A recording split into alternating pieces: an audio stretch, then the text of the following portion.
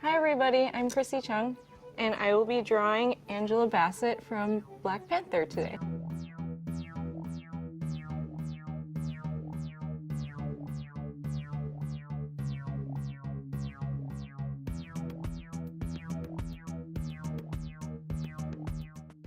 I brought my art supplies.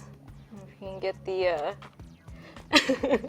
So I brought some watercolor, some Sakura pens. Love these guys, these little micron pens. They're awesome. Pentel brush pen, just in case. It's the one with water in it. Oh, my lint roller's too far away. Use the force, Luke. And I brought my lint roller, because when you got two cats, you just gotta make sure you look good. I'm like Drake. Like, yeah. Let's take a lint roller to a basketball game. All right. We put down some water. We're gonna put the color in. I've been studying art like my whole life. And it started with the foundations, like doing colored pencil, working with pastels. I've been using digital mediums for about 15, 16 years now. And it started with learning Illustrator. Oh, fun fact, Adobe Illustrator has the same birthday as me, same year and everything. I'm not gonna tell you how old I am, but I guess you'll have to look it up. Make a Google. I'm putting down a light ink wash first. Nothing too crazy. So I chose to draw Angela Bassett today because she's just awesome. The first time I saw her was in Strange Days, and she was just amazing. And just super badass. I kind of randomly fell into comics. You know, I grew up watching like, you know, Batman animated series and like some crazy Chinese stuff, like Journey to the West stuff. So I wasn't really like huge into comics when I was younger, but my friend got into New York Comic Con like 4 or 5 years ago and just randomly was like, hey, you wanna join me and we'll split a table and see what's good? So I was like, all right, well, whatever, I'll try it. Sounds like fun. So we split a table with 3 people, which isn't kosher to do anymore at Comic-Cons.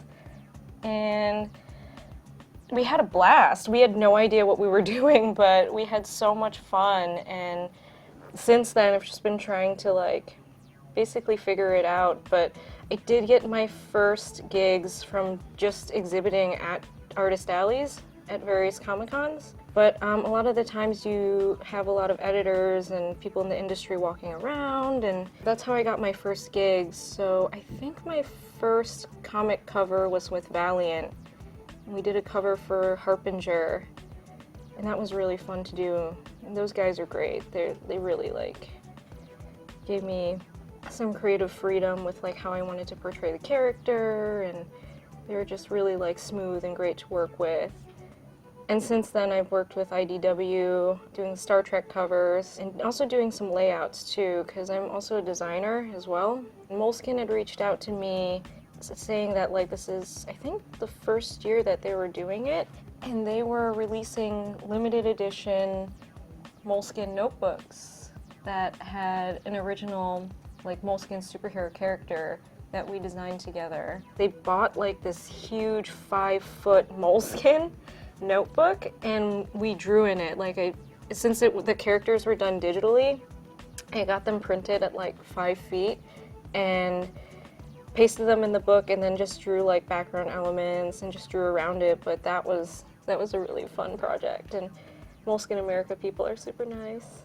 Hi Moleskine America.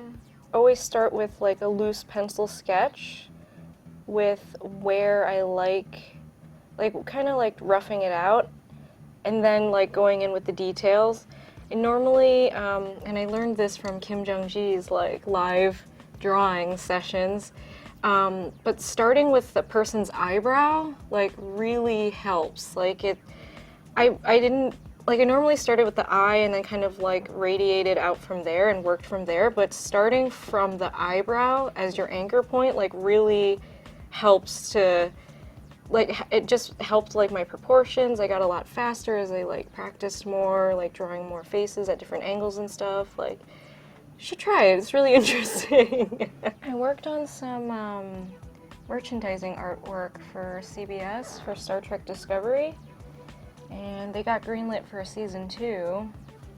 Finishing up a poster for Ready Player One this week. Star Wars is always fun to work on, just because, like, the property is so well known and it's well loved by everybody. Sometimes just seeing people's reactions to the things you draw is just, it's beautiful, you know?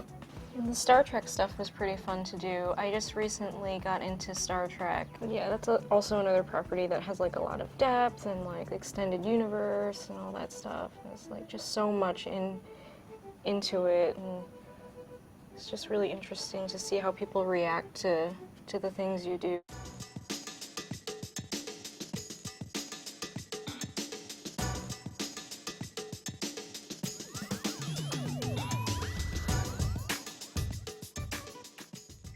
I am not a watercolor expert by any means. I'm just kind of figuring it out as I go along, but what I've learned with watercolor is that you have to layer a lot. And you have to be careful of not adding too much water, and if you mess up, just keep adding water to kind of, like, dilute it, and then pick it up, like, with a napkin or a cloth or something, and just keep, like, absorbing it, and eventually it'll kind of, like, fade and you can kind of cover it. But I love how delicate watercolor always looks, and it's just a beautiful medium to me, I think. There's also some cool techniques you can do with watercolor, like, because the water will react to certain things, like if you throw salt on it, it'll make these cool little, I don't know what you'd call it, but it's cool little, like, flash-looking things, because it'll absorb the water and the color and make, like, some cool textures and stuff. Some masking fluids you can experiment with watercolor, and I think any paint, really. You just put the masking fluid down and then you peel it off after you paint over it, but it'll keep the paper white. Just going in with the pen to get more precise lines here. Alright, back to the brush. It's like having art ADD. It's kind of all over the place.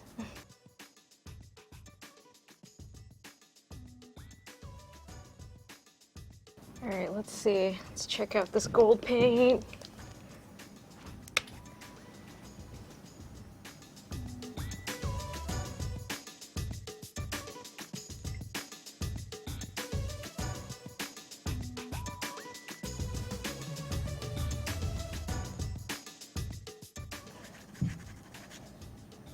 "2018, baby."